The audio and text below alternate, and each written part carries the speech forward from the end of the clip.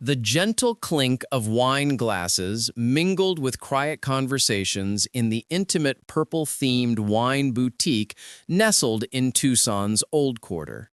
Nora Caldwell tucked a wayward strand of hair behind her ear and approached an elderly couple examining a bottle of Chilean Carmener. "That's among my top recommendations," she said warmly, stepping closer. "The vineyard sits at nearly 7,000 feet elevation, giving the wine exceptional depth and mineral notes." The woman's eyes brightened with curiosity. "Have you visited the vineyard yourself?" "Not yet, though it's on my list," Nora replied, maintaining her smile. "The winemaker attended our festival last spring. We spent hours discussing his craft. He promised to bring footage of the estate next time." This monthly tasting event was Nora's tradition, held every final Friday. Tonight's gathering was small, roughly 15 guests, but that was precisely the warm, personal atmosphere she wanted to cultivate. Artisan cheese boards and fresh-baked bread sat on tables scattered between carefully selected wine displays. Nora surveyed her domain. 7 years earlier, when she first launched the boutique, the space had been awkward and cramped, an abandoned storage facility with impossibly high ceilings and deteriorating brick walls. She had personally chosen every wooden panel and installed the track lighting that now cast a soft glow across the exposed brick. The shop had evolved into her masterpiece, her refuge, and her greatest accomplishment. "Nora, this is outstanding," remarked Charles, a distinguished professor from the university and longtime patron. "These Oregon wines become more fascinating each vintage." "I appreciate that," she acknowledged. "I've discovered some boutique wineries that haven't reached the major retailers yet." Lavender Leaf wasn't a large operation, but it had cultivated devoted clientele who valued Nora's thoughtful selection process and exacting standards. Her phone screen illuminated on the counter. A new message. Nora already knew her husband wouldn't attend tonight's event, just as he'd missed the previous 3 months. The text was terse. "Working late with a potential buyer. Don't wait up." She darkened the screen. 7 years ago, when they first connected, she never could have predicted their relationship would deteriorate into this hollow coexistence. Her mind drifted to their initial encounter at a modern art showing. Max Riverside stood before his installation, a peculiar arrangement of metal, glass, and illumination that supposedly represented the fragility of human connection in our digital world. Nora had accompanied a friend and understood little about contemporary art, but found herself captivated less by the artwork than by its creator. What happens when artistic passion turns into bitter resentment? Nora's journey is just beginning, and the revelations ahead will shake everything she thought she knew about love, loyalty, and betrayal. "You've been staring at my piece for 20 minutes, he said, materializing beside her. "Either you're deeply moved or completely baffled." His voice carried no arrogance, only authentic curiosity tinged with self-deprecating humor. He was 6 years her senior, spoke with fervent intensity, and had a distinctive sparkle in his eyes. His hands were remarkable, long fingers that danced expressively as he explained his artistic vision. When Nora admitted her limited knowledge of contemporary art, he laughed genuinely. "Honesty is rare at gatherings like these," he said. "Most people pretend to grasp profound meanings while secretly calculating the piece's market value and the artist's reputation." Within a week, he invited her to his workspace, an expansive loft with floor-to-ceiling windows. Canvases, wire constructions, and charcoal drawings adorned every surface, radiating creative energy. "I want to produce something authentic," he told her, showcasing his portfolio. "Work that challenges people, provokes emotion, raises questions." Max never spoke in predictable phrases. He always found unexpected angles on any topic, drawing her into his world where ordinary things dissolved and beauty emerged in surprising places. "I don't create pleasant landscapes for corporate lobbies," he explained. "The market wants comfortable, decorative pieces, but that's not genuine art. Art should unsettle you." Nora believed in his talent and authenticity. She couldn't have known that within a few years, no trace would remain of that passionate artist with burning eyes. She didn't foresee that 4 years after their wedding, Max would spend his days on the couch, endlessly scrolling social media, complaining about the art market's emptiness and critics' superficiality. The evening wound down. Nora bid farewell to her final guests and began tidying up. Nearly midnight when she arrived home, Max was absent, but evidence of him scattered everywhere. Half-finished coffee on the side table, art journals strewn about, an abandoned sandwich in the kitchen. Nora sank wearily onto the sofa. Their house, a modest but charming bungalow in the historic district, had once been their joint vision. Now it increasingly felt like Max's territory, traces of him everywhere, yet the man himself rarely present. She remembered 18 months ago when Max had been energized about a new collection, discussing a potential Santa Fe exhibition, but the show never materialized. The gallery owner who'd expressed interest suddenly withdrew, and Max plunged into a creative paralysis from which he never recovered. As Nora's marriage crumbles and hidden truths surface, will she find the strength to reclaim her life? The confrontation coming will change everything. The front door slammed at midnight. Max entered, reeking of whiskey and tobacco. "How did the meeting go?" Nora asked, keeping her tone measured. "Canceled last minute," Max replied, tossing his jacket carelessly. "Some supposed emergency." "I'm sorry to hear that," Nora said, though she questioned whether any meeting had been scheduled. "I'm sure you are," he said sharply. "Probably suits you fine, me staying unsuccessful." Nora exhaled slowly. These accusations had become routine. "Don't be absurd, Max. I've always championed your work." "Right," he smiled bitterly, "while constantly reminding me I don't contribute financially." "I never said that." "Not explicitly, but you constantly emphasize how demanding the shop is, how much time it requires. Because it's true. I work hard and I do it willingly." Max retrieved a beer from the refrigerator. "Of course, you're the successful entrepreneur. I'm nothing. Stop the self-pity. It's unproductive." "Unproductive," he gave a strained laugh. "Even your vocabulary sounds like a business seminar. You measure everything by usefulness." Nora felt irritation rising. "How should I communicate? Should I validate your complaints? You haven't completed a single canvas in 18 months. You don't even attempt it." "Oh, really?" he challenged, meeting her gaze. "Do you understand what being an artist means? Creativity doesn't follow schedules. It's not your boutique where everything's organized and planned. But creativity requires minimal effort." Nora countered. "You've simply surrendered. Easy for you to say. Your father financially backed your shop's launch." That struck a nerve. Nora's father had indeed provided the down payment, but she'd repaid every cent and worked 18-hour days for 2 years to build the business. "I repaid father completely," she said, voice trembling with resentment. "And for 3 years, I've covered your studio rent from my earnings." "There it is." Max raised his finger triumphantly. "Finally said it. My earnings. Everything's about money." "No, it's about your attitude," Nora retorted. "I wouldn't mind supporting you financially if you showed any effort to create something, but you sit around criticizing everyone and expecting success to materialize magically." The argument escalates as years of resentment boil over, but an unexpected tragedy is about to shift everything, and Max's true nature will be revealed in ways Nora never imagined. The Arizona sun blazed mercilessly, forcing mourners in dark attire to seek shelter under sprawling trees at Evergreen Cemetery. Nora stood beside the fresh grave, clutching white lilies tightly, her father's preferred flowers. Montgomery, Monty Caldwell, had always said their austere elegance reflected unchanging principles, the values that guided his entire existence. The minister spoke about eternal peace and divine mercy, but words reached Nora as if through water. Her thoughts oscillated between cherished memories and the reality of irreparable loss. Monty had died abruptly from a massive cardiac event during a business conference. He passed away characteristically, suited, discussing investments, without time for farewells. Formal, reserved, perpetually focused. Nora felt a light touch on her arm. Max stood beside her, wearing appropriate grief, but his eyes remained cold and detached. He wore a dark suit Nora hadn't seen in years, not since they'd attended a major gallery opening in Phoenix. "You all right?" he asked quietly. Nora nodded, not trusting her voice. The relationship between Max and Monty had always been strained. Her father, thoroughly pragmatic, never concealed skepticism about his son-in-law's artistic pursuits. "Art makes a fine hobby," he'd once remarked, "but a man should provide something more dependable for his family." These words wounded Max's ego, and he responded with chilly courtesy, masking barely concealed contempt. The ceremony concluded, and attendees began dispersing. Many approached Nora with condolences and embraces. Max lingered nearby but gradually drifted away, engaging in conversation with a group of well-dressed men, Monty's business associates. Nora noticed this detail.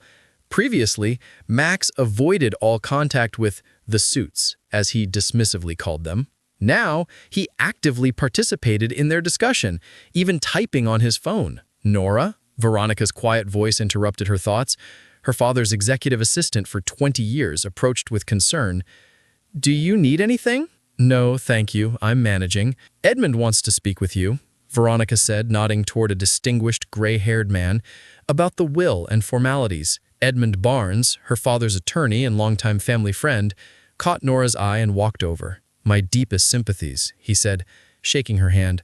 "Montgomery was exceptional." "Thank you," Nora nodded. "We'll discuss everything soon," Edmund said. "Now isn't appropriate for business matters, but when you're ready, contact me. There are important matters to address." "Of course. I'll call next week." At the memorial reception, Max's behavior grows increasingly suspicious. What Nora doesn't know yet is that her father left behind more than an inheritance. He left protection against threats she never saw coming. After the cemetery, a memorial gathering took place at the country club where Monty had been a member for 3 decades. Nora sat at the head table, mechanically accepting condolences and enduring meaningless conversations. Max circulated among guest clusters, unexpectedly animated and sociable. Watching her husband, Nora recalled her father's warnings. Monty had never explicitly condemned her choice, but his reserve toward Max spoke volumes. "He's exploiting you, sweetheart," her father had told her privately, a year after the wedding. "I recognize people like him." Nora had fiercely defended her husband then. "You don't understand creative individuals, Dad. Max isn't like us. He thinks differently, sees the world differently. It's not about creativity," her father had said. "I know many artists, musicians, writers, exceptionally decent and responsible people. It's his character. He's self-absorbed, Nora, always puts himself first." "You're being unfair," Nora had felt offended then. Monty hadn't pressed further, but periodically revisited this conversation, especially when noticing signs of unhappiness in his daughter. "I respect your decisions," he had said, "but remember, you deserve to be loved as much as you love." These words echoed in Nora's mind as she observed her husband engaged in animated discussion with Edmund Barnes. The conversation appeared intense. Nora watched her husband arguing something fervently, while her father's attorney responded measuredly, but firmly. After the formal proceedings, when most guests had departed, Nora and Max got into the car. She expected him to offer to drive, given her emotional state, but he silently settled into the passenger seat. "What were you discussing with Edmund?" Nora asked, pulling from the parking lot. "Just expressing condolences," Max shrugged. "He's an old family friend, right?" Nora gave him a skeptical look. "It didn't appear that way. You seem to be arguing." Max remained silent momentarily, then sighed. "Fine, I asked about the will. Don't look at me like that. It's a natural question. Your father was wealthy, and you're his only child. You asked about my father's will on his funeral day?" Nora felt indignation surge. "When else?" Max frowned. "Don't dramatize it. It's practical. We need to understand our position." "Our position?" Nora interjected. "Yes, our position," Max emphasized. "I'm your husband, remember? What a wife inherits concerns her husband." Nora gripped the steering wheel tighter, trying to focus on the road. "What specifically interested you?" she asked. "When will it be announced? What assets are included? What restrictions might exist?" Max listed. "Standard questions." "And what did Edmund say?" "He said everything would be formalized at the appropriate time." Max grimaced. Typical lawyer non-answer. Nothing concrete. Max's obsession with the inheritance reveals his true priorities. But Monty Caldwell was no fool. He saw through Max years ago and took steps to protect his daughter. The will reading will expose everything. They drove in silence for several minutes. Then Max spoke again, this time softly. "Look, I know you're upset, but we must consider the future. The inheritance could transform our lives. We could eliminate our debts, perhaps purchase a larger home. I'd be able to focus on my art without financial worries." His words struck Nora. Her father had been buried mere hours ago, and her husband was already strategizing about his inheritance. "You're unbelievable," she told him. "How so?" Max genuinely appeared confused. Because you're not even attempting to hide your interest in my father's money, Nora retorted. A man you consistently despised. I didn't despise him, Max said. We simply had different perspectives. And yes, I've never concealed needing funds to develop my art. What's wrong with that? All great artists needed patrons. But most created masterpieces, Nora said. They didn't just lounge around with beer complaining about the world's injustice. Max's face contorted with anger. You've never understood the creative process. You think it's like the wine business. Buy, sell, spreadsheet. Art requires suffering, searching, sometimes stagnation and despair. But you wouldn't comprehend. Nora parked outside their house and shut off the engine. This isn't the moment for this discussion, she said wearily. My father died 4 days ago. I buried him today. I need time to process. Of course, Max nodded, suddenly contemplative. I'm sorry. I'm just concerned about our future. Inside, Nora changed into comfortable clothes and lay down, feeling utterly exhausted. Max entered the bedroom several times asking if she needed anything, but his concern felt forced and insincere. Later that evening, sitting on the porch, Nora remembered moments shared with her father, teaching her to ride bicycles, helping with homework, his pride in her academic achievements. Monty Caldwell wasn't perfect, too strict, sometimes distant, always work-focused, but he loved her in his way. He cared. He wanted her happiness. You know, Nora said, Dad always wanted me to pursue an MBA. He thought I couldn't significantly grow the shop without one. And he was right, Max nodded curtly. Your business could be much more successful. Maybe now, with the inheritance, you could expand, open multiple locations or a wine bar. It's not about money, Nora shook her head. I've never been interested in scaling up. I prefer my intimate shop, the personal connection with each customer. That's lack of ambition, Max said. You're afraid to think big. Your father was correct about that. Nora looked at her husband with surprise. Since when do you agree with my father's opinions? As Max's mask slips further, revealing his mercenary motives, Nora begins to see clearly. But the final betrayal and her father's ultimate protection is yet to come. Max shrugged. I can acknowledge correctness on certain issues, even if I don't share someone's values. Your father was a successful businessman. I recognize that. You called him a soulless capitalist who knew nothing of real values, Nora reminded him.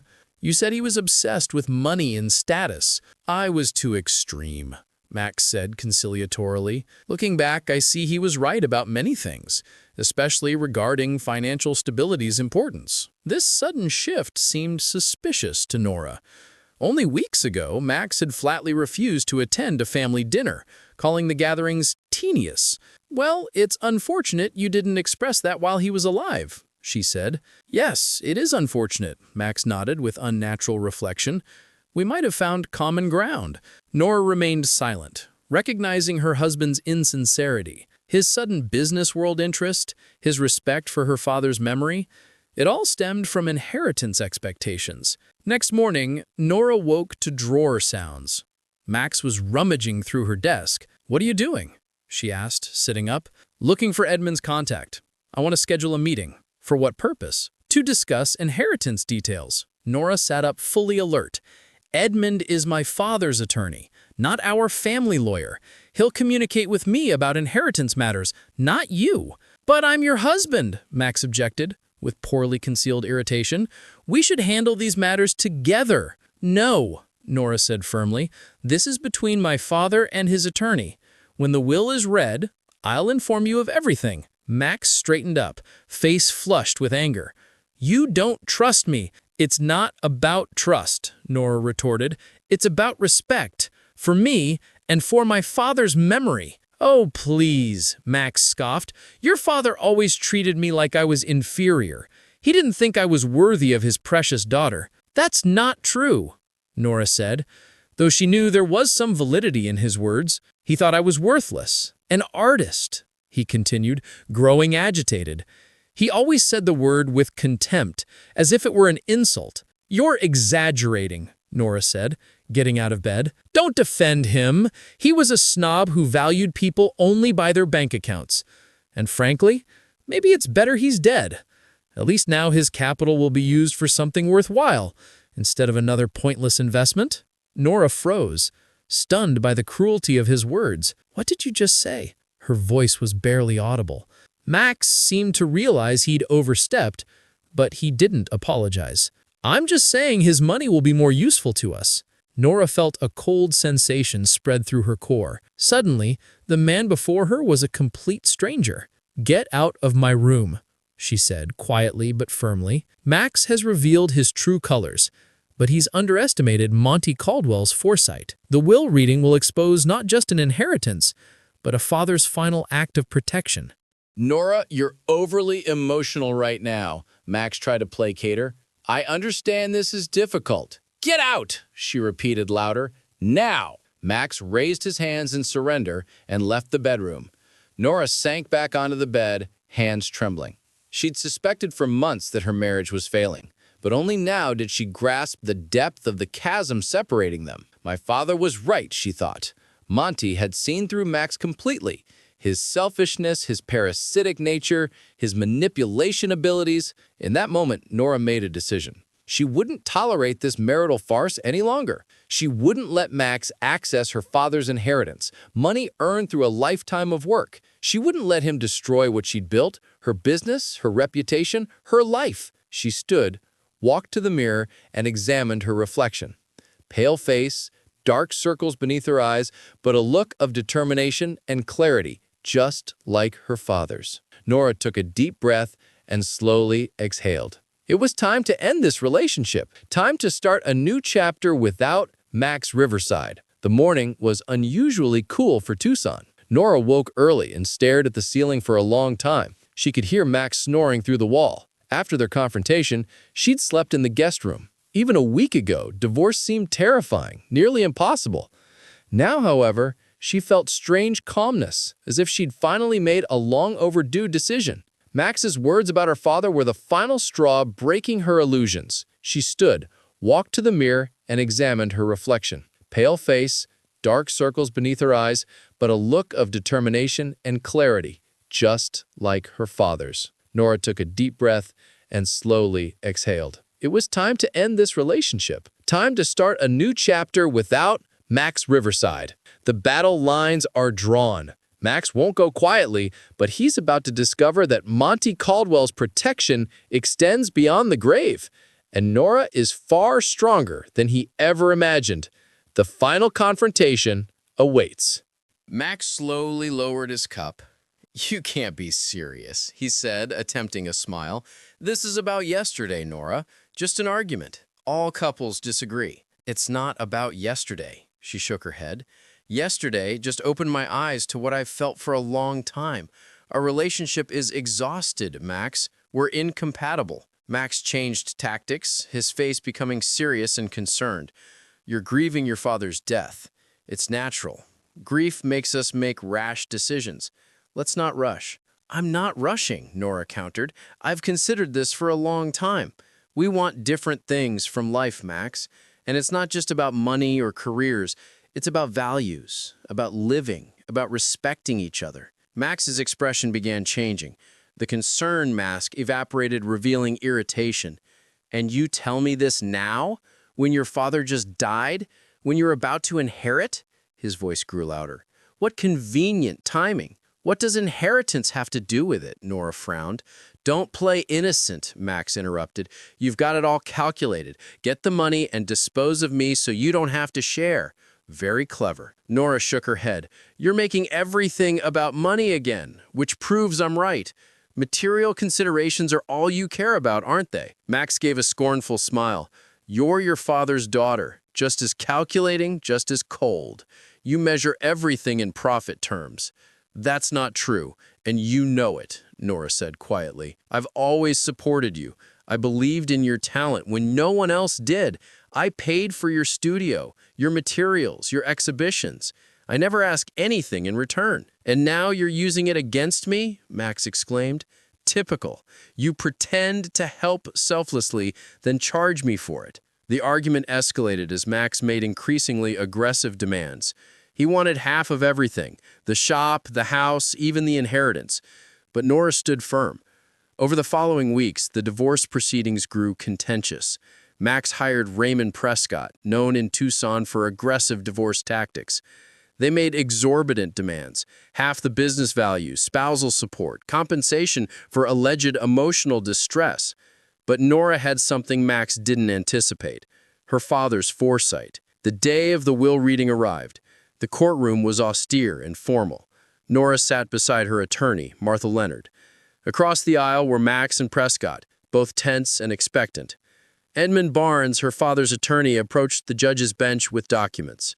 As he began reading, Nora listened to the standard legal language, knowing the crucial part was coming. "All of my property," Edmund read, "I transferred to the Caldwell Family Trust, established by me and amended earlier this year. I name my daughter, Nora Elizabeth Caldwell, as the sole beneficiary of this trust." Max visibly tensed. Edmund continued, "I draw particular attention to Clause 7 of the trust agreement, which addresses asset protection from third-party claims.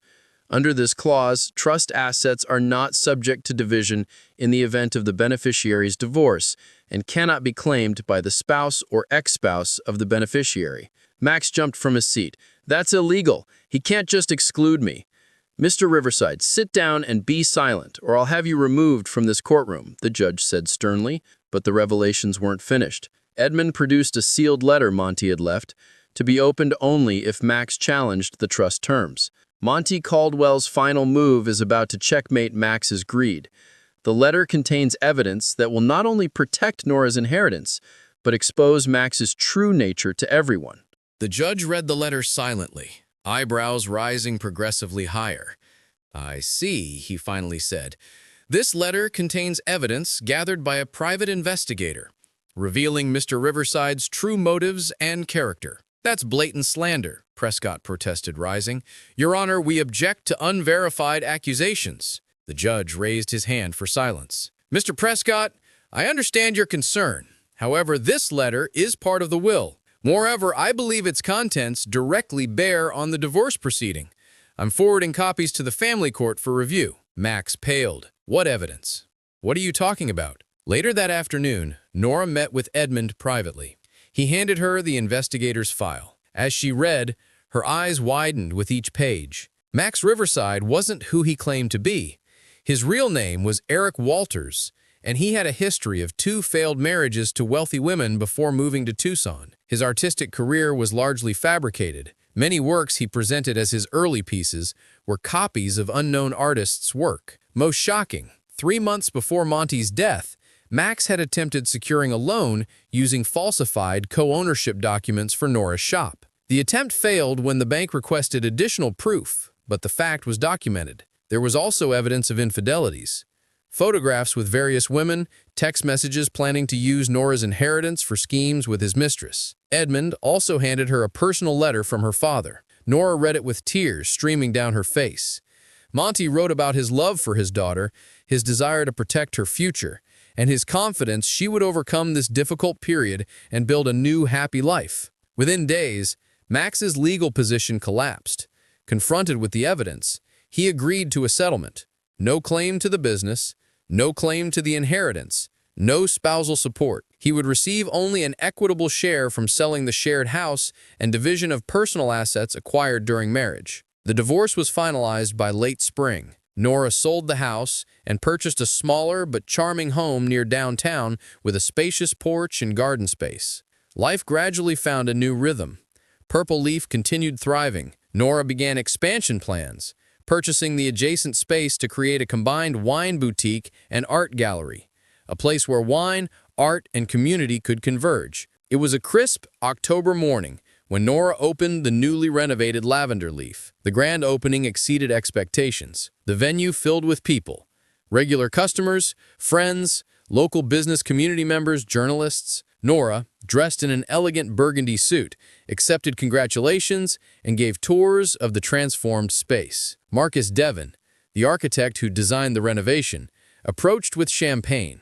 "This is incredible, even better than I imagined during design." "It's everyone's achievement," Nora smiled. "Without your vision, none of this would be possible." "I propose a toast," he raised his glass, "to new beginnings and courageous decisions." "To new beginnings," Nora echoed, clinking her glass with his. Later, when most guests had departed, Nora stepped onto the small interior courtyard created as part of the expansion. The Tucson night was quiet and warm, stars especially bright. She reflected on her journey this year. From a woman trapped in a toxic relationship to an independent entrepreneur who'd created something unique and valuable. There had been pain, disappointment, betrayal and anger, but also discovery, growth, and new opportunities. A year ago, she couldn't have imagined feeling so calm and confident, surrounded by support and understanding, with her business flourishing and her heart slowly opening to new relationships. Life continued, and many chapters remained unwritten. Nora took a deep breath of the night air and smiled. Her father had been right. She was much stronger than she had thought. And now that strength was becoming her foundation in the new, free life she was creating day by day. The wine shop that began as a dream had become her sanctuary. The toxic marriage that nearly destroyed her had instead revealed her resilience. And the father who protected her even in death had given her the greatest gift, the freedom to become who she was always meant to be. Nora raised her glass to the starlit sky, silently thanking Monty Caldwell for his wisdom, his love, and his unwavering belief in her strength. Then she turned back toward her thriving boutique, ready to embrace whatever new chapters awaited.